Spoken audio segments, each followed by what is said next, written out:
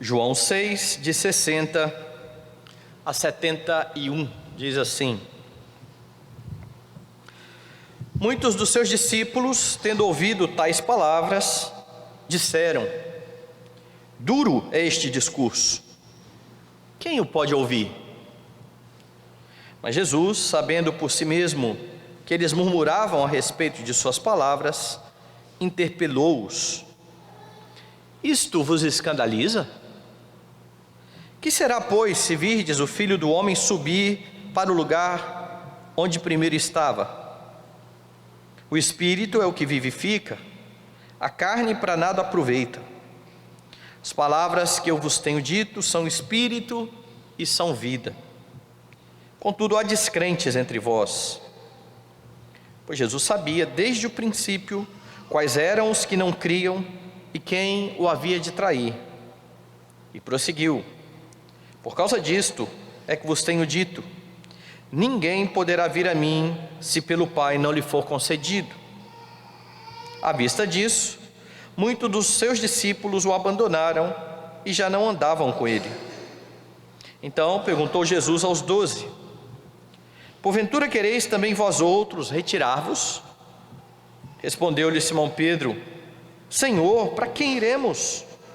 Tu tens as palavras da vida eterna, e nós temos crido e conhecido que tu és o Santo de Deus.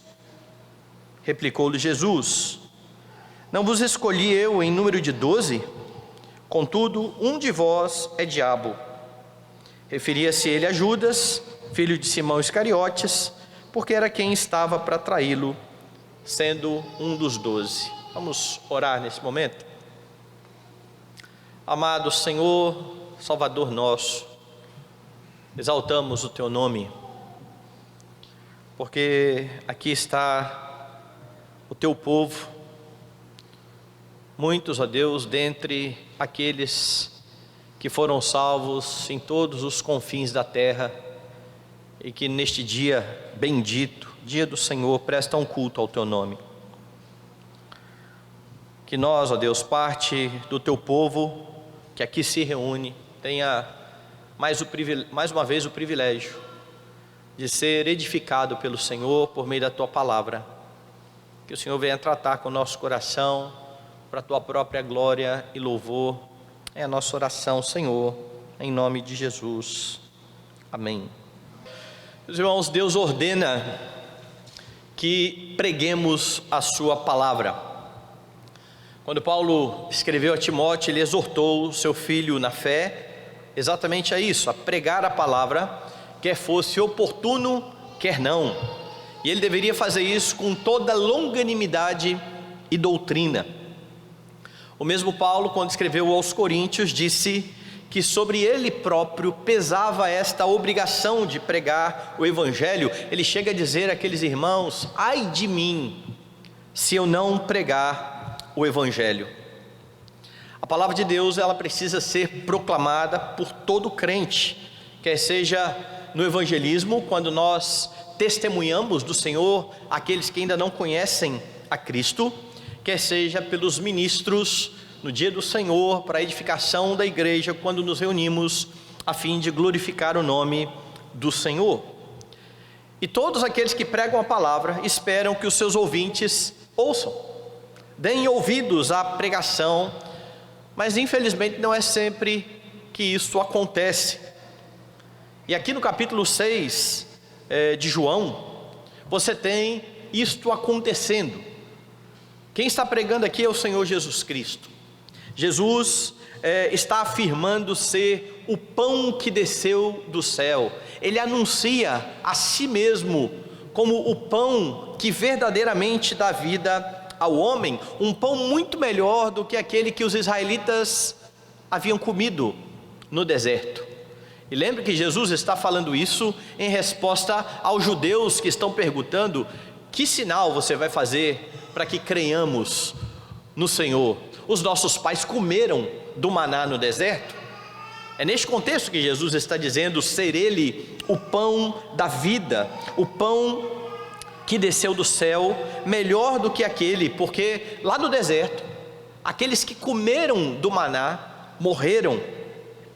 As palavras de Jesus, elas foram bastante sérias e graves, porque ele disse em um certo momento que quem não come da sua carne e que não bebe do seu sangue, não tem vida em si mesmo.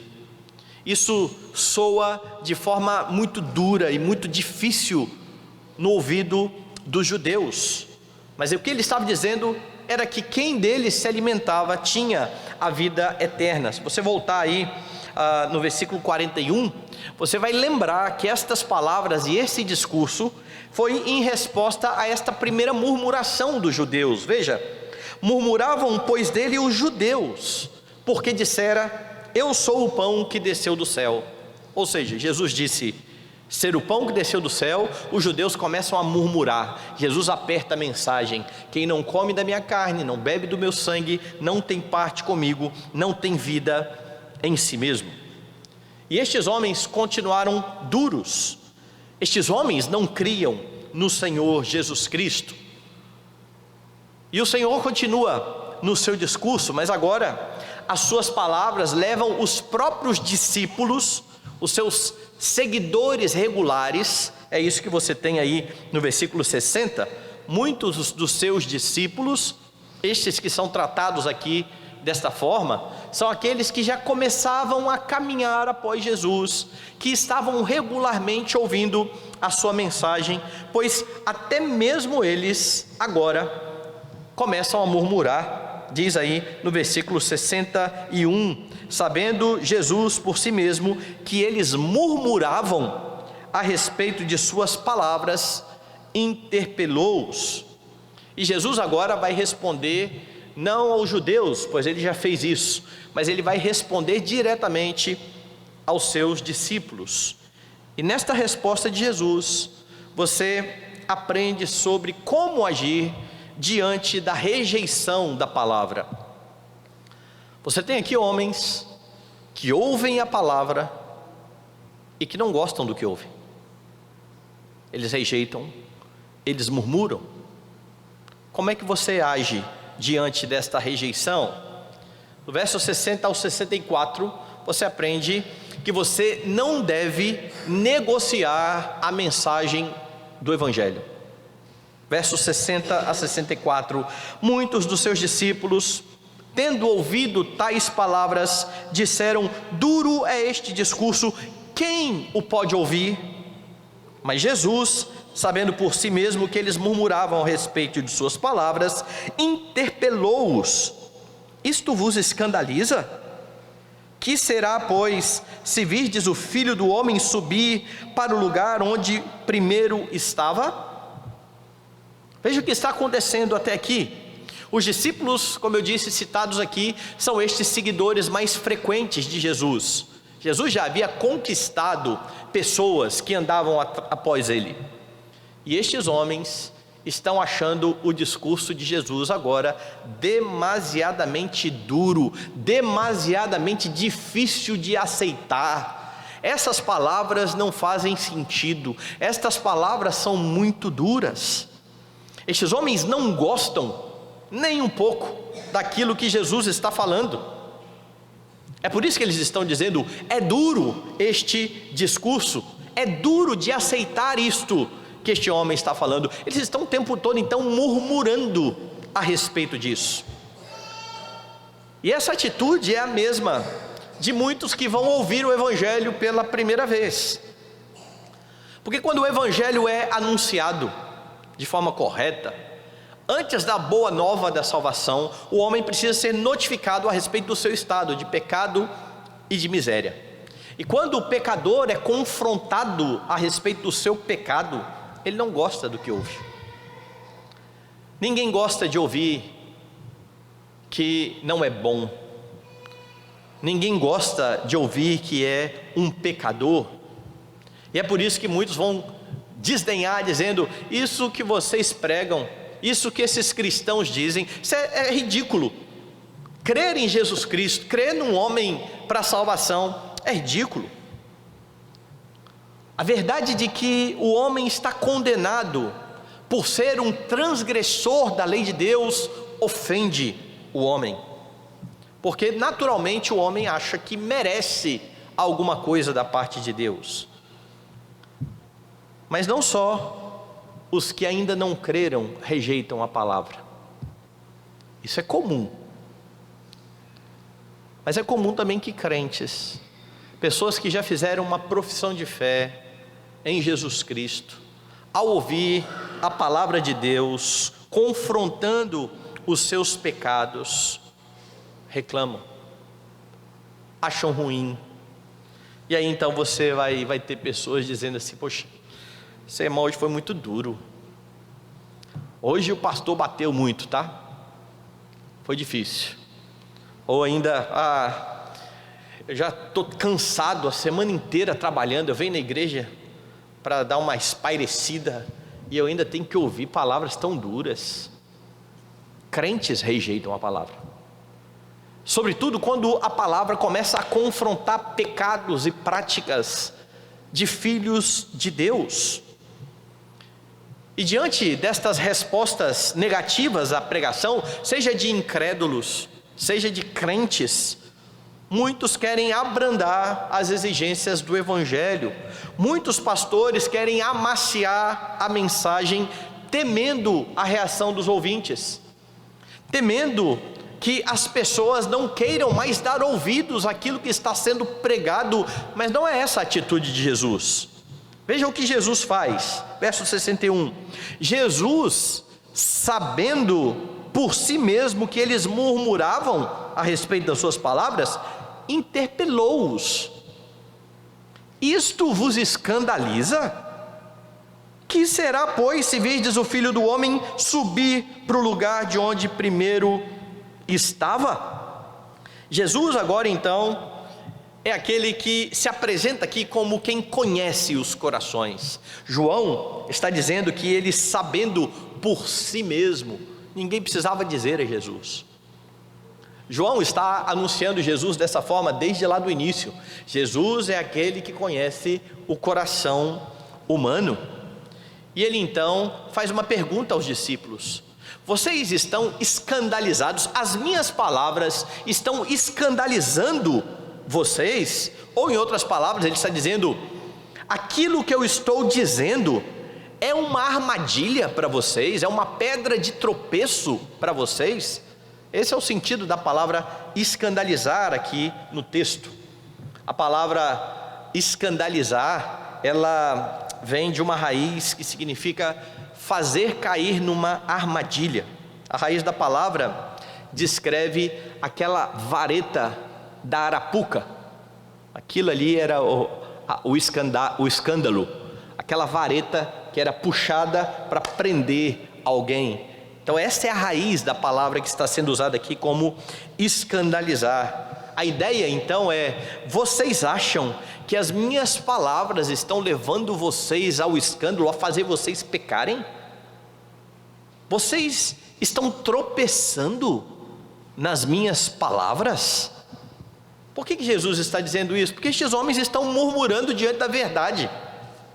Eles não querem aceitar a verdade. E isso porque eles entenderam literalmente a questão do beber o sangue, em vez de crer no sacrifício que seria feito. Eles estão achando que de fato precisam beber sangue, algo que é condenável para o judeu. Jesus está interpelando estes homens, e diante desta primeira rejeição aqui dos seus discípulos, ele não amacia a sua mensagem. Pelo contrário, se vocês estão escandalizados quando eu digo que sou o pão que desceu do céu, o que vocês vão dizer quando virem a minha volta para o céu? É isso que ele está dizendo aí no verso 61. No 62, que será se virdes o homem, ou o Filho do Homem, subir para o lugar onde primeiro estava? Lembra a mensagem? Eu sou o pão que desceu do céu. Eles estão escandalizados. Ele está falando: olha, eu vou voltar para o céu. O que vocês vão dizer quando vocês virem isso acontecer? Ele está falando do seu retorno para o Pai. E ele então continua no verso 63: o Espírito é o que vivifica, a carne para nada aproveita. As palavras que eu vos tenho dito são espírito e são vida. Jesus está dizendo para estes homens o seguinte: olha, não pensem que eu estou falando aqui algo literal, beber do meu sangue de forma literal. O que eu estou falando aqui para vocês é de um comer pela fé, um de se apropriar pela fé daquilo que eu estou falando, da obra que eu estou realizando. Crer nas palavras de Jesus é que traria então a verdadeira vida para esses discípulos. Por isso que ele está dizendo: a carne para nada aproveita. O que eu estou dizendo são palavras espirituais, são palavras de vida eterna. E se vocês crerem, vocês terão vida. Mas veja o que Jesus vai falar logo em seguida, no verso 64: contudo, há descrentes entre vós, entre vocês, os discípulos. Há pessoas que não estão crendo. E Jesus então os acusa mais uma vez de incredulidade. João está dizendo aos leitores aqui que Jesus, que é onisciente, já sabia quem eram os descrentes. E mais ainda, veja lá, Jesus sabia desde o princípio quais eram os que não criam e quem o havia de trair. Sabendo disso tudo, Jesus não tem por que abrandar a mensagem. Diante da negação, Jesus não tem por que baixar a exigência do Evangelho. Ele não negocia com pecadores. Ele prega o Evangelho nos termos que o Senhor tem para anunciar aos pecadores. E é isso que você precisa entender, e é isso que a igreja precisa entender. A rejeição da mensagem não pode afetar a proclamação do Evangelho e nem a pregação para edificação na igreja.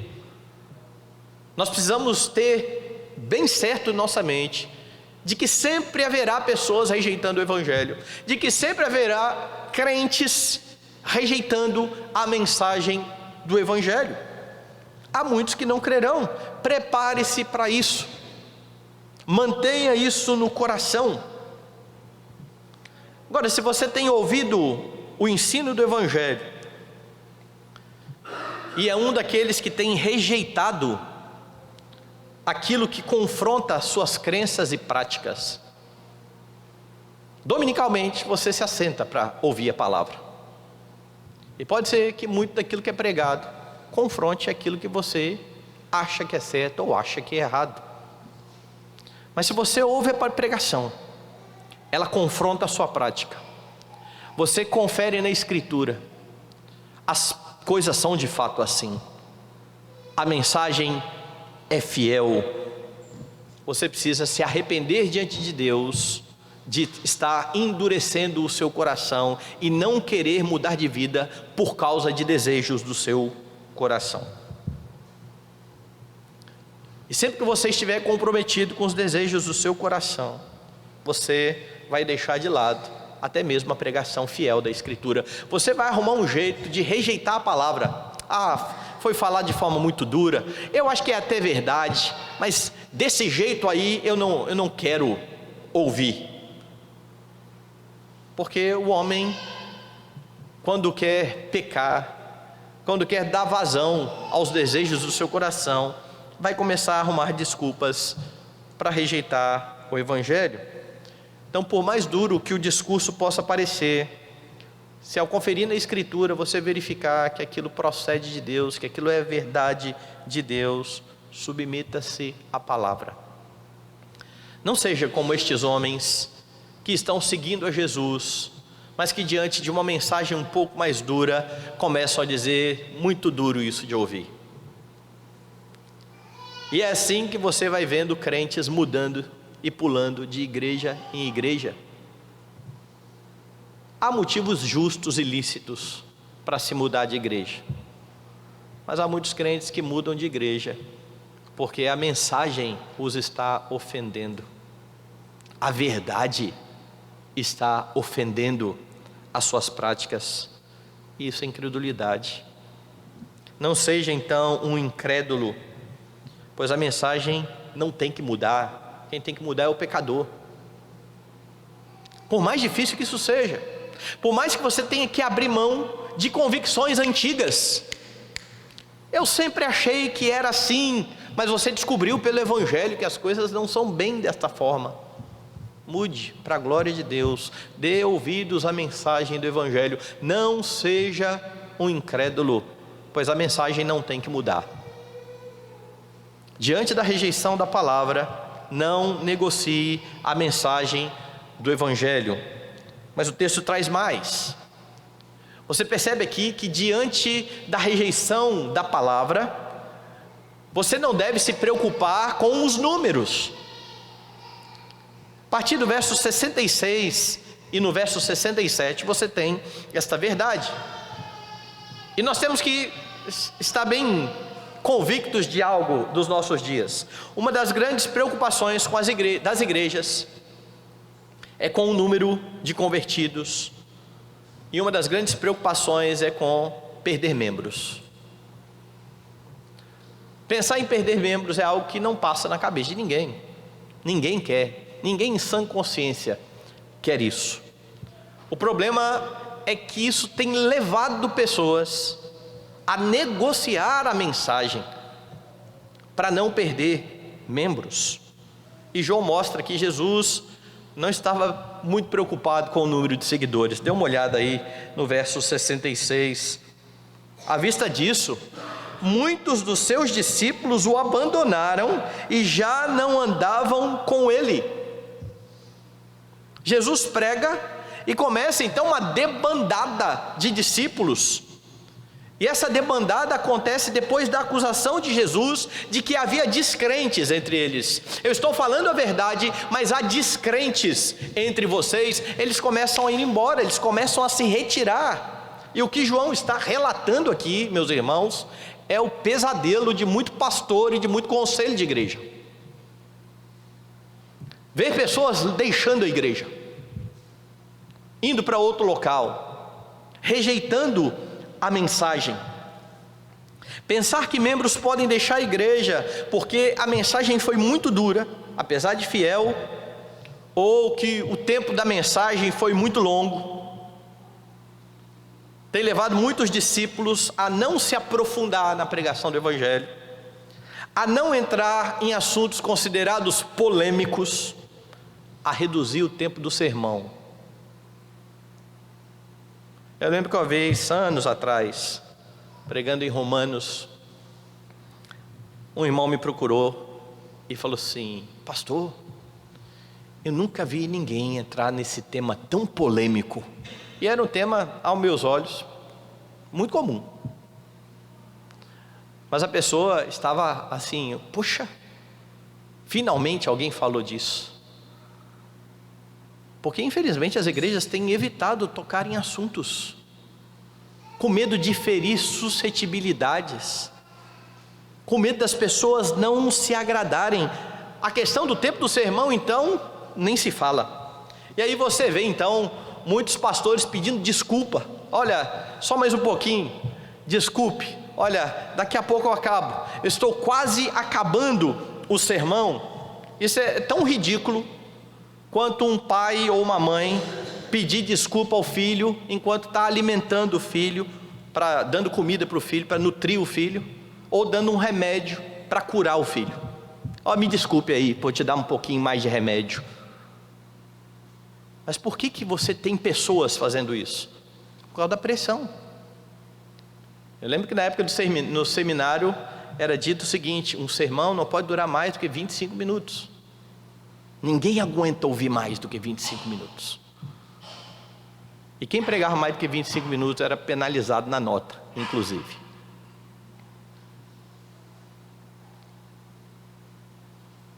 Há muitas razões para as pessoas quererem rejeitar o sermão, abandonar a igreja.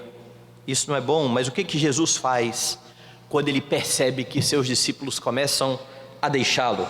No verso 66, à vista disso, muitos dos seus discípulos o abandonaram, já não andavam com ele. Então ele chega no 67 e diz assim: Então perguntou Jesus aos 12: porventura quereis também vós outros retirar-vos?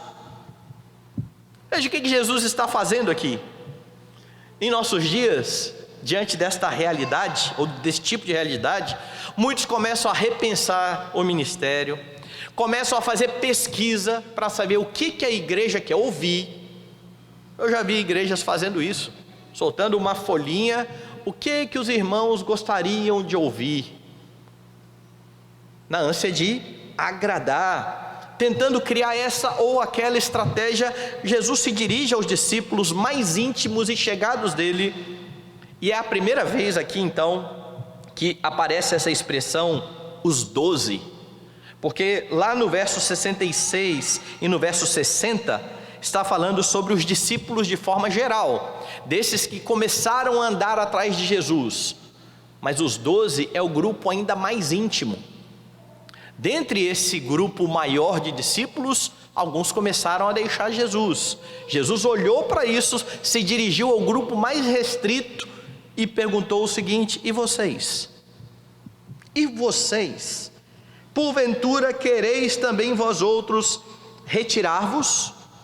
A pergunta de Jesus, é claro, é retórica. Jesus não está mandando os seus discípulos embora, mas ele também não está aliviando o discurso. É como se Jesus estivesse dizendo assim: vocês também não desejam se retirar não, né? Jesus não está negociando em momento algum. Pessoas estão deixando ele, pessoas estão deixando de segui-lo, e ele está mostrando para o seu grupo mais íntimo que permanecer com o mestre implica receber a mensagem tal qual foi entregue, sem reclamar, sem murmurar, sem reservas. É preciso dar ouvidos à voz do Senhor Jesus Cristo. Então fica claro aqui que, independentemente do número de seguidores, a mensagem de Jesus continuará a ser pregada. É como se Jesus estivesse dizendo o seguinte: não pense que eu vou mudar a mensagem porque isso está acontecendo. Vocês querem também? Vocês também vão querer se retirar? Infelizmente, meus irmãos, esta não é e não tem sido a postura de muitas igrejas dos nossos dias. E isso explica as mensagens de autoajuda. Isso explica o evangelho da prosperidade e tantos outros ensinos errados que, em vez de confrontar o pecado, de exortar o crente a uma vida santa, afagam o ouvinte. Porque, convenhamos, é muito melhor ouvir que você é a menina dos olhos de Deus do que ouvir que você é um pecador que precisa mudar e santificar a sua vida para que Deus seja glorificado. É muito melhor ouvir que você vai ser próspero na sua vida do que você tem que lutar contra os pecados para ser um pai melhor, uma mãe melhor, um marido melhor, uma esposa melhor, um filho melhor, para que você honre a Deus com a sua vida. É mais fácil dizer ou ouvir que eu nunca vou ficar doente, que as coisas sempre darão certo. Essa é uma mensagem mais agradável, é uma mensagem centrada no homem, e é o que muitos estão fazendo quando percebem que as pessoas estão deixando a igreja, que as pessoas estão deixando o evangelho. Isso explica por que o culto tem sido deturpado, porque o culto agora não é mais para que Deus seja honrado e agradado, é para que pecadores sejam agradados. Tudo é pensado para se criar uma atmosfera favorável às emoções, uma boa banda, jogo de luzes, gelo seco, um ambiente forjado para a pessoa se sentir bem, evitar alguns temas, evitar tratar de pecado, para que o pecador goste, volte, venha mais uma vez, sem mudar a vida. e na ânsia de não perder membros, porque perder membros significa perder dinheiro, a verdade tem sido sacrificada no altar de Mamon. Eu não posso deixar as pessoas ir embora, a arrecadação vai cair. Para que tocar nesse ensino? Para que falar sobre esta verdade? Deste lado, uma hora a pessoa aprende.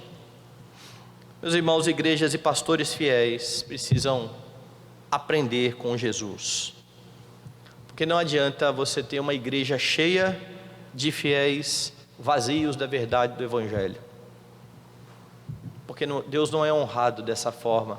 Deus não recebe a glória que é devida ao seu nome. A fidelidade da igreja é vista na proclamação da verdade, não no número de membros. Há igrejas abarrotadas, onde o Evangelho não é pregado. E se o Evangelho não é pregado, Cristo não recebe glória. É claro que isso não quer dizer que o número de membros não é importante. Não é isso. E o resto da mensagem vai mostrar isso. Isso quer dizer que as igrejas precisam ser fiéis e confiar no agir de Deus. Dê uma olhada aí no verso 65. E prosseguiu: por causa disto é que vos tenho dito, ninguém poderá vir a mim se pelo Pai não lhe for concedido. Por qual razão Jesus não muda a sua mensagem e não fica preocupado quando os discípulos começam a abandoná-lo? Nenhuma dessas duas coisas abalou a Jesus, nem a reclamação, a murmuração, nem mesmo pessoas deixando de segui-lo. Está aqui no verso 65, ele tem plena convicção que Deus vai agir por meio da pregação, e ele lembra o que ele já tinha dito em outros momentos: por causa disto é que eu tenho dito, ninguém pode vir a mim se pelo Pai não for concedido. Jesus tinha dito: vocês não creem. As palavras que eu digo são verdade e são vida, mas há incrédulos.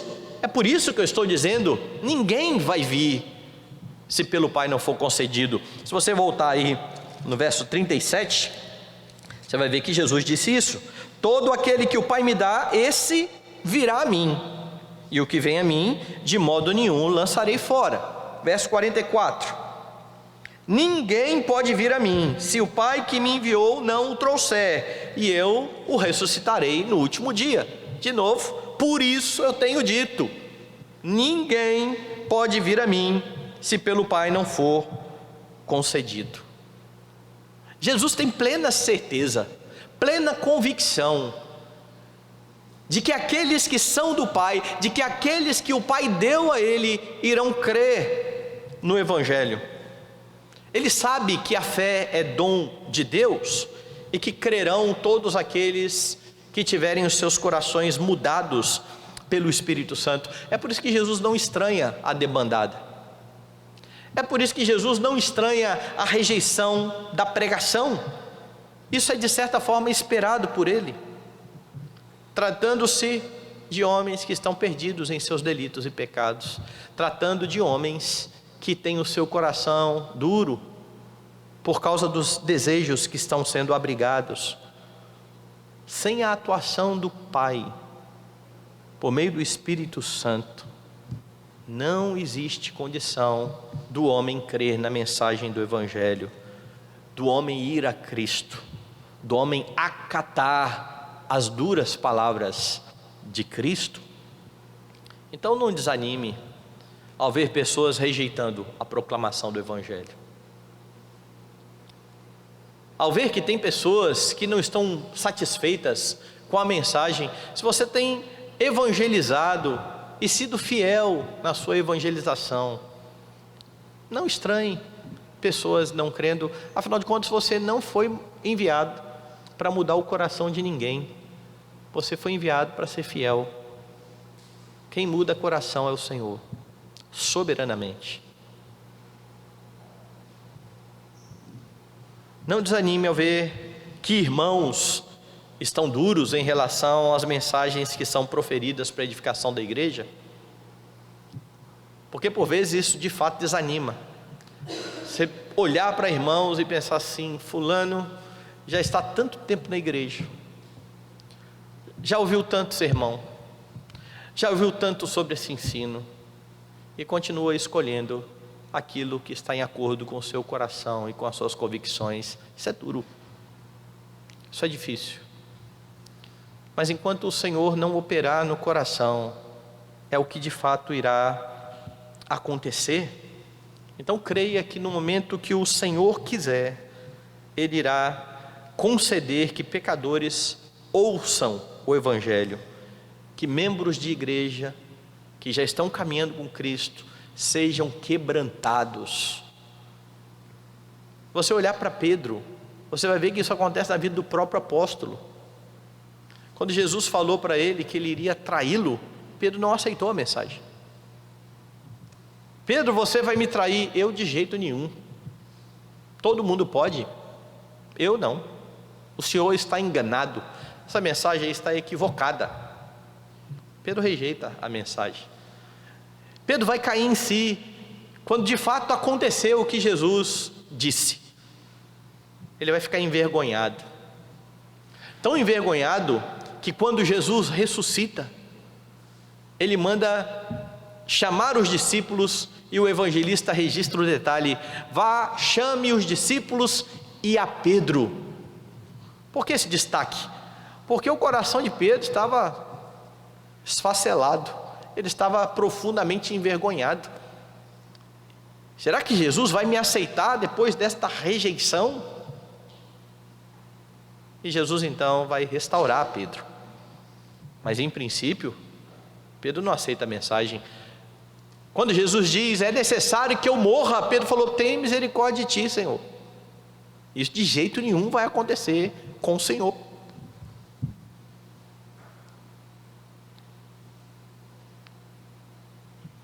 Haverá rejeição, haverá pessoas deixando de lado a palavra de Deus, mas no momento que o Senhor quiser, Ele quebrantará os seus filhos. Agora, isso de modo algum desculpa a atitude de quem está rejeitando, viu? Então não pense que você vai continuar rejeitando a mensagem, fala assim: eu estou rejeitando porque o Senhor não quer que eu aceite. A culpa é sua, porque se você tem ouvido a mensagem, tem conferido na Escritura, não tem conseguido refutar o ensino e não tem se dobrado ao ensino, isso se dá por causa da sua desobediência. É claro que o Espírito Santo pode quebrar isso e te levar de joelhos à cruz, mas enquanto Ele não faz isso, a culpa continua sendo sua, porque Deus não desculpa aqueles que rejeitam a mensagem, apesar de ser o soberano. Essa é a discussão de Paulo em Romanos, quando ele apresenta a obra da salvação e mostra que Deus é aquele que convence o homem. Ele antecipa uma pergunta dos judeus: então do que se queixa ele ainda? Ninguém resiste à vontade dele, ele não tem que reclamar se eu não estou crendo. Se eu não estou crendo, é porque ele não está fazendo com que eu creia. Então Paulo vai dizer naquele momento: quem és tu, ó homem, para discutir com Deus? Que negócio é esse? Não pense que a sua incredulidade será desculpada porque Deus é soberano. Se você é membro da igreja, se você ouve continuamente sermões fiéis, ensino fiel, e se mantém duro à mensagem bíblica, e se recusa a mudar, seja por causa de desejos do seu coração, seja por ideologias que você tem abraçado, você precisa se arrepender. Porque para aqueles que estão fora da igreja, a rejeição da mensagem é a condenação por si próprio. Para aqueles que estão dentro da igreja, a contínua rejeição da verdade do Evangelho leva à disciplina. Esse é um instrumento de Deus também para convencimento dos crentes. É por isso que ninguém pode se desculpar dizendo: Deus não tocou no meu coração ainda. Você precisa ouvir, conferir se é bíblica, renda-se à mensagem. E você nota essa confiança de Jesus no agir de Deus, quando ele questiona os 12, dizendo: porventura quereis também vós retirar-vos? E então veja a resposta de Pedro. E nessa resposta de Pedro você aprende que você pode descansar e aguardar de fato o agir do Senhor. Diz assim no verso 68 e 69: respondeu-lhe Simão Pedro: Senhor, para quem iremos? Tu tens as palavras da vida eterna, e nós temos crido e conhecido que tu és o Santo de Deus. Esse Pedro, que vai rejeitar a palavra em outros momentos, é aquele que se coloca agora como o porta-voz aqui dos outros apóstolos, dizendo: não há mais ninguém a quem a gente possa recorrer, não há mais ninguém que tenha palavras de vida eterna. Sabe o que está acontecendo aqui? Pedro está crendo no que Jesus disse. Vai lá um pouquinho mais acima, quando no versículo 63 ele disse: o Espírito é o que vivifica, a carne para nada aproveita. As palavras que eu vos tenho dito são Espírito e são vida. Jesus está confrontando: vocês querem ir embora também? Porque eles já rejeitaram essa mensagem. Pedro falou: não dá para ir para lugar nenhum, só o Senhor tem essas palavras de vida. Só o Senhor tem as palavras da vida eterna. Nós confiamos, nós cremos que tu és o Santo de Deus. Vai haver um momento nos sinóticos em que Pedro vai fazer essa confissão, quando Jesus pergunta a respeito do que os homens falam a respeito dele. Olha, as pessoas estão dizendo que o Senhor é Elias, ou é algum dos profetas, o que vocês dizem? Pedro de novo é o porta-voz: tu és o Cristo, o Filho do Deus vivo. A resposta de Jesus não foi: parabéns Pedro, você é inteligente, hein? Não foram essas palavras. Bem-aventurado és, Simão, porque não foi carne nem sangue que te revelaram, mas o meu Pai que está nos céus. Então, ao mesmo tempo que não estava sendo concedido pelo Pai que muitos discípulos crescem nessa dura mensagem, foi concedido pelo Pai que Pedro cresce e fosse a Cristo, e declarasse o que ele está declarando aqui: não há ninguém para quem possamos ir, não há ninguém que tenha as palavras da vida eterna. Isso mostra que estes homens aqui são aqueles que foram dados pelo Pai ao Senhor Jesus Cristo.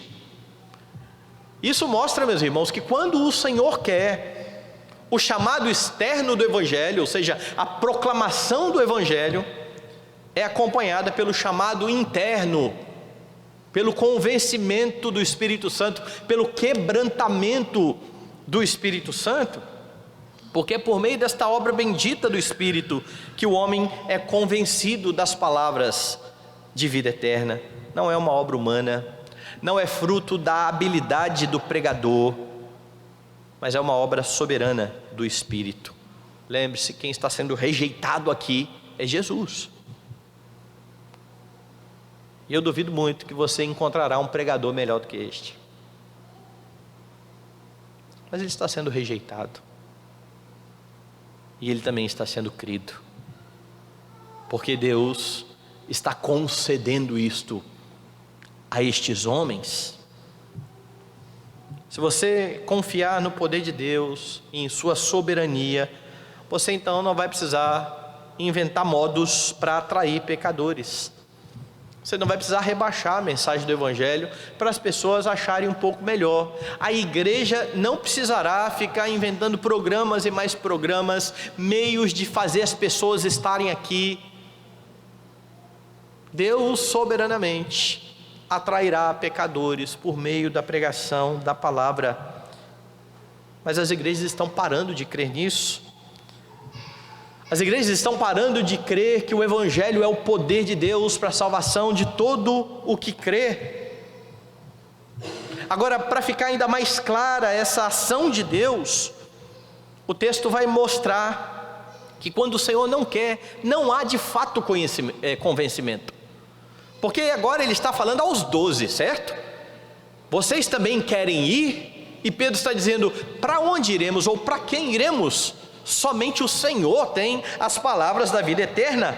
Nós temos crido e conhecido que tu és o Santo de Deus. Mas veja o que Jesus fala no 70. Replicou Jesus, não vos escolhi em número de 12, contudo um de vós é diabo. Referia-se ele a Judas, filho de Simão Iscariotes, porque era quem estava para traí-lo, sendo um dos 12. Jesus está enfatizando que mesmo dentro desse grupo mais restrito, mais chegado, havia um descrente. Com isso, João está demonstrando a soberania de Deus ao identificar Judas como aquele que o Antigo Testamento havia profetizado que trairia ao Senhor Jesus Cristo, para que ele fosse então levado à morte, a fim de que na cruz do Calvário cravasse o pecado do seu povo. Há descrentes entre vós. Judas ouviu por 3 anos o maior dos pregadores. E eu creio que isso é para pastores não ficarem desanimados. O melhor dos pregadores. 3 anos intensivos de ensino. Rejeitados. Não creu porque não foi a vontade de Deus que ele cresce. A salvação pertence ao Senhor. Ele é soberano. Então, diante da rejeição da mensagem, confie no agir de Deus, seja fiel na proclamação. A palavra de Deus, irmãos, continuará sendo pregada por você na evangelização, por ministros para a edificação da igreja. Muitos continuarão rejeitando a mensagem. E o texto aqui traz ânimo, traz esperança, ensina como agir diante da rejeição da palavra. Não se pode negociar a mensagem, não se pode ficar preocupado com os números, é preciso confiar no agir de Deus. Infelizmente, muitos não têm seguido esse modelo de Cristo. Anos atrás, uma igreja estava com poucos membros, a arrecadação estava caindo, estava baixa. A igreja conseguia pagar as contas, conseguia pagar o ministro, mas não conseguia enviar a verba para o presbitério, não conseguia enviar a verba para o Supremo Concílio. Então o conselho convidou a executiva do presbitério. A executiva do presbitério se reuniu com a igreja e então começou a conversa.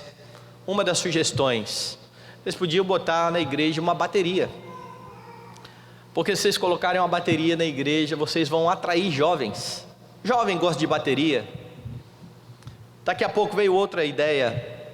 Em momento nenhum preocupou-se com essa igreja está sendo fiel na pregação.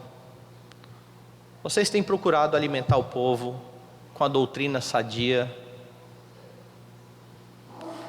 As sugestões foram: vocês precisam agradar as pessoas para que elas venham para a igreja.